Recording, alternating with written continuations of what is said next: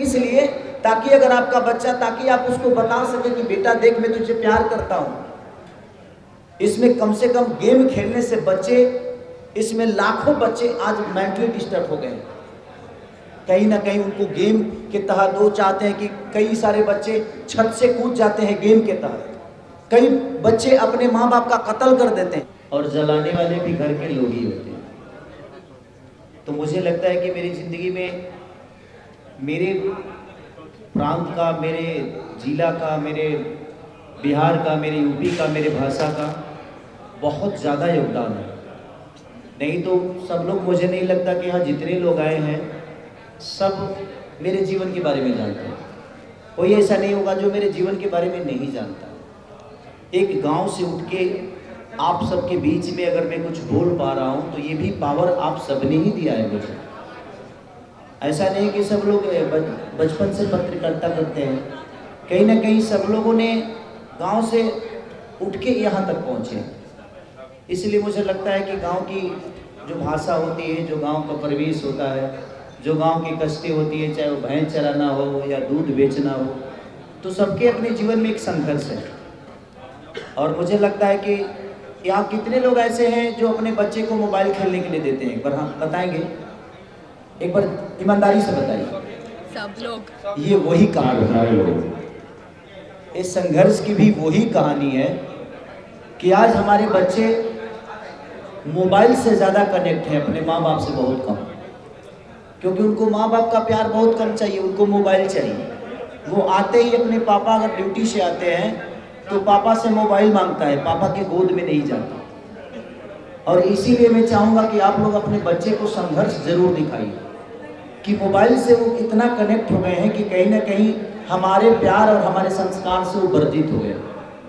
और हम लोगों ने उसी बेस पे कहानी को किया है कि संघर्ष का मतलब ये नहीं होता है गरीबी। संघर्ष हर चीज के लिए किया जा सकता है। शादी के लिए संघर्ष, तो बेटा के लिए संघर्ष, बच्चों के लिए संघर्ष, खाना खाने के लिए संघर्ष, कहीं ना कहीं जाने के लिए संघर्ष। तो संघर्ष का मतलब यही होता है कि जीवन अगर संघर्ष नहीं है तो जीवन का कोई मोल नहीं है। इसीलिए आप लोग संघर्ष ढूंढो। आप अपने बच्चों के साथ, अपने फैमिली के साथ देखेंगे तो शायद किसी भी हद तक आप अपने बच्चे से कनेक्ट हो पाएंगे और आपका बच्चा भी कहीं ना कहीं आपसे कनेक्ट हो पाएगा। तो सिनेमा का मतलब ये नहीं कि हम सिर्फ आपको गाने भर दिए, इंटरटेन कर दिए और उससे हमें कुछ सीखने को ना मिले। इसीलिए हमने कोशिश किया है कि संघर्ष 2 को, एक संघर्ष 1 भी थी जिसमें एक बेटी को, एक गरीब बेटी को IPS बनाया जाता है। हम लोगों ने संघर्ष 1 भी किया था तो उसका कहानी ऐसा ही था कि एक पिता को बेटा चाहिए और बेटी पैदा होती है और उसको घर से निकाल देता है बाप। और निकालने के बाद ये होता है कि उसी डिस्ट्रिक्ट में वही लड़की जिसकी वजह से घर से निकाला गया था हीरो को, वो बेटी कलेक्टर बन के आती है। तो हम लोगों ने बेटी पढ़ाओ, बेटी बचाओ, बेटी पढ़ाओ का एक अभियान था वो हमारा। लेकिन ये अभियान सिर्फ एक बेटी के लिए नहीं है, उस हर बच्चे के लिए है जो बच्चे आजकल हमसे दूर हो गए, मोबाइल से कनेक्ट हो गए। मैं अपनी भी बातें कर रहा हूँ, मेरे भी 2 बच्चे हैं। जब मैं जाता हूँ तो सबसे पहले उनको मोबाइल ही चाहिए। लेकिन जब मैंने संघर्ष की कहानी की उनको बताया तो आज मेरे बच्चे मेरे से मोबाइल नहीं मांगते। जितना देर मैं अपने बच्चों के साथ रहता हूँ वो मेरे गोद में रहते हैं और मैं उनसे खेलता हूँ ताकि मेरे भावनाओं को समझ सके। आप अपने जीवन के रास्ते को अपने बच्चों को बताइए। और हम लोगों ने संघर्ष 2 में यही बातें रखी है ताकि कोई भी माँ बाप अगर अपने बच्चों के साथ इस सिनेमा को देखेगा तो कहीं ना कहीं अगर करोड़ों बच्चों में से अगर 5000 भी बच्चे अगर सुधर गए तो अपने राज्य का, अपने देश का भविष्य बच गया। क्योंकि हम अपने बच्चों को संस्कार से इतना दूर कर दिए हैं कि आने वाला पीढ़ी हमारे लिए वृद्धा आश्रम ही बनेगा। क्योंकि हमने कभी अपने जीवन के बारे में अपने बच्चों को बताया ही नहीं, हमने उनको वक्त नहीं दिया, जबकि हमें देना चाहिए। क्योंकि हमने मोबाइल दिया, मोबाइल देकर हम भी कुछ सोचते हैं कि चल यार खेल, उधर क्यों टेंशन दे रहा है, ये काम है वो काम है। तो बात यही है। और हम लोगों ने संघर्ष 2 को उसी के लिए बनाया है कि कम से कम हमारे राज्य के बच्चे या हमारे देश के बच्चे मोबाइल से दूर होके कम से कम अपने माता पिता के पास रहें और माता पिता के जीवन की बातें समझ सकें। इसीलिए हम लोगों ने संघर्ष टू को बनाया। तो मैं सबसे यही रिक्वेस्ट करूंगा कि सदियों बाद कोई बेहतर चीजें बनती है, अगर आप सब मिलकर इसको सपोर्ट करेंगे तो मुझे लगता है कि हम भी एक बेहतर दिशा में काम करने की कोशिश करेंगे। आदमी का मनोबल कब टूटता है? जब अच्छा चीज करने के बाद भी उसको तारीफ नहीं मिलती। आप ही हैं, अगर अच्छा न्यूज बनाते हैं, अगर हम आपकी तारीफ नहीं करेंगे तो फिर आप न्यूज बनाना छोड़ देंगे या बेहतर न्यूज की तरफ नहीं जाएंगे। आपके बेहतर न्यूज का अगर व्यूअर नहीं आएगा तो आप बोलेंगे। अगर आप राम की चर्चा करते हैं और कोई आपका न्यूज नहीं देखेगा तो आप राम का चर्चा करेंगे? नहीं करेंगे। तो कोई भी दुनिया का आदमी जब बेहतर करता है तो आप सबका भी दायित्व बनता है, क्योंकि पत्रकारिता जो होती है, ये मीडिया जो होता है, ये समाज का तीसरा आईना है। आप सब जितना बेहतर लिखेंगे इसके लिए उतना ही बेहतर लोगों को समझ में आएगा। क्योंकि खेसारी को अगर करोड़ों लोग चाहते हैं तो उसमें से आप भी हैं और आपका भी फैन फॉलोइंग है, आपके भी व्यूअर है, आपके भी चैनल पे दुनिया सपोर्ट करती है, तब आप इतना बड़े हुए हैं। तो मेरे कहने का मतलब कि छोटा छोटा अगर कड़ जुड़ जाए तो बहुत बड़ी चीज़ हो सकती है। इसीलिए हम लोगों ने कोशिश की है। इस संघर्ष को सिर्फ हम लोगों ने इंडिया में नहीं बल्कि विदेशों तक शूट सिर्फ इसलिए किया ताकि हम हिंदी फिल्मों में देखते हैं, साउथ की फिल्मों में देखते हैं कि बड़े कैनवास पे चीज़ें होती हैं। तो एक प्रोड्यूसर जैसे हमारे रत्नाकर भैया, इसको एक पैसे नहीं लगाए हैं, एक बेटे का जीवन संवारने के लिए, और एक सिर्फ एक बेटा की बात नहीं है, अपने भाषा का गरिमा, अपने भाषा का भविष्य क्या है उसके लिए इन्होंने करोड़ों रुपया झोंक दिया। अभी तक की जितनी भी इधर फिल्म बनी है सबसे महंगी फिल्म संघर्ष टू है, क्योंकि विदेशों के धरती पे शूट करना बड़ा टॉप जॉब होता है। वहाँ होटल कम से कम 10,000 का एक होता है।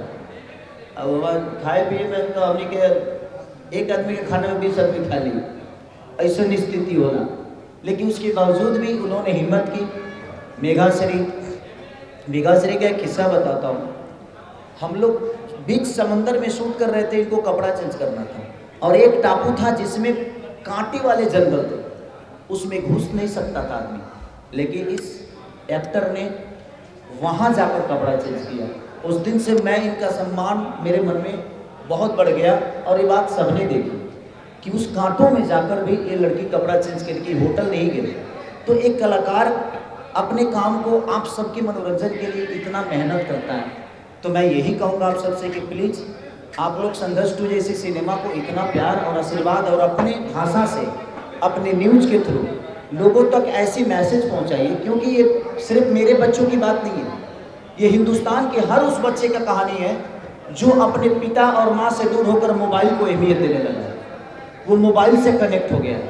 तो इसलिए हम लोगों ने इस सिनेमा को किया है ताकि हमारे बच्चे मोबाइल से दूर हो जाएं और हमारे पास रहें, ताकि वो आने वाले भविष्य में, आज हम जवान हैं तो ठीक है, हमें चीज़ें समझ में नहीं आती, लेकिन जब हम बुजुर्ग हो जाएंगे तो यही सारी चीज़ें, यही बचपन, यही चीज़ें हमारे बच्चों के दिमाग में रहेगी कि पापा हमें कितना प्यार करते थे यार।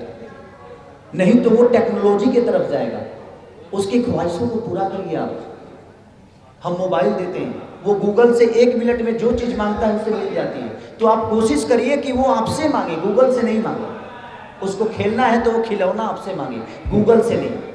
तो ज़िंदगी में इसीलिए हम लोगों ने संघर्ष टू को बनाया, ताकि हमारे बच्चों का भविष्य, क्योंकि मैं अपने घर में देखा तो मुझे लगा कि नहीं, हमें इस बेस पे काम करना चाहिए। और फिर हम लोगों ने रत्नाकर सर को सलाह दिया, फिर पराग पाटिल जी से हम लोगों ने सबने मिलकर, लेकिन ये बिग बजट की फिल्म थी तो कोई प्रोड्यूसर हाथ नहीं लगा रहा था। तो फिर हम लोगों ने अप्रोच सर को किया और सर ने बोला कि नहीं, जहाँ हमारे देश के भविष्य के बच्चों के भविष्य का सवाल है, वहाँ अगर 2-4-5 करोड़ रुपये डूब भी जाएगा तो हम लगा देंगे बाबू, लेकिन आप लोग ईमानदारी से काम करिए। इसलिए हम लोगों ने किया है। तो मैं सब आप सबसे यही रिक्वेस्ट करूँगा। इसीलिए मैंने इस सिनेमा को करने में अपने जान तक का परवाह नहीं की। 30,000 गहरा वो पानी था समुद्र में, और मैंने आज तक वो डिस्ट्रिक्ट कितना होता है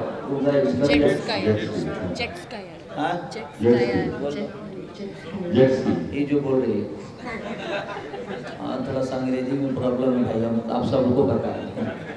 तो जब अंग्रेजी होता है तो मैं किसी और को सहारा ले लेता हूँ। तो इसलिए मैं आज तक चलाया नहीं था उसको। मैंने गोवा एक बार गया था तो मैंने देखा था लेकिन सर अचानक से 20 मिनट के अंदर कोई आदमी उसको उड़ाने लगा। मुझे उसके लिए मेरी वाइफ से डांट भी पड़ी, क्योंकि मेरी वाइफ, मेरी बेटी, मेरा बेटा, हम चारों गए थे उस शूटिंग में। सर ने खुद ही बोला पहली बार मैं अपने बच्चों के साथ आउट ऑफ इंडिया गया, उसके बाद मैं लंदन लेके गया, चंदा को भी लेके गया, उसे भी अच्छा लगा कि चलो मेरा पति सुधर गया पहले से। कोई भी पत्नी कहेगी कि नहीं भाई चलो सफ़र कर रहा है उसके साथ तो अच्छी बात है ना। आज 17 साल का सफ़र है उसके साथ, अब वो मेरी प्रेरणा है, कहीं ना कहीं उसने मुझे बहुत ताकत दिया है। नहीं तो गलतियां हमने भी बहुत की है। बाद में मुझे समझ में आया कि यार ज़िंदगी में हर वक्त तो मैं दुनिया को वक्त देता हूँ, और यही वक्त है कि इसको भी देने की ज़रूरत है। बुढ़ापे में इसके अलावा मेरे पास कोई नहीं रहेगा, तब बुढ़ापे में हम वक्त दे के क्या करो, कोनो मतलब नहीं खेऊंगा। इसलिए आज मैं भी वक्त देता हूँ, और आप लोग भी अपनी फैमिली और अपने माँ बाप को हमेशा वक्त दीजिएगा। ज़िंदगी में वो कभी दुखी नहीं हो सकता जो अपने माँ को डेली फ़ोन करके पूछता है कि मम्मी तुम कैसी हो, पापा आप कैसे हो, क्योंकि उनसे बड़ा ताकत आपके धरती पे कोई हो ही नहीं सकता। तो हमेशा कोशिश करिए अपने माँ बाप को, अपने सुबह उठते ही पहले बोलिए मम्मी प्रणाम कैसी हो, क्योंकि माँ बाप जिंदगी के सबसे अनमोल रत्न होते हैं। हमें पढ़ना बताते हैं, हमें चलना बताते हैं, हमें बोलना सिखाते हैं, तो पहला हमारा मास्टर वही है। इसलिए मैं संघर्ष 2 की बोल रहा हूँ, क्योंकि आप लोग हर वो आदमी अपने आज के डेट में बच्चों से दूर है, उसको मोबाइल से आप जोड़ दिए, और हर बच्चा आज गेम खेलने में तबाह है, अपने पापा के साथ कोई नहीं खेल रहा है। तो इसलिए मैं सबसे यही रिक्वेस्ट करूंगा कि आप लोग अपने बच्चों को संघर्ष 2 दिखाइए, अपने बीबी को दिखाइए, सबको दिखाइए। रीज़न इसलिए ताकि अगर आपका बच्चा, ताकि आप उसको बता सके कि बेटा देख मैं तुझे प्यार करता हूँ। इसमें कम से कम गेम खेलने से बच्चे, इसमें लाखों बच्चे आज मेंटली डिस्टर्ब हो गए। कहीं ना कहीं उनको गेम के तहत वो चाहते हैं कि कई सारे बच्चे छत से कूद जाते हैं गेम के तहत, कई बच्चे अपने माँ बाप का कत्ल कर देते हैं सिर्फ मोबाइल का देने। हम उसीलिए ये सारे मुद्दे के साथ इस सिनेमा को बनाए, और पराग जी ने बहुत अच्छा डायरेक्शन इनका तो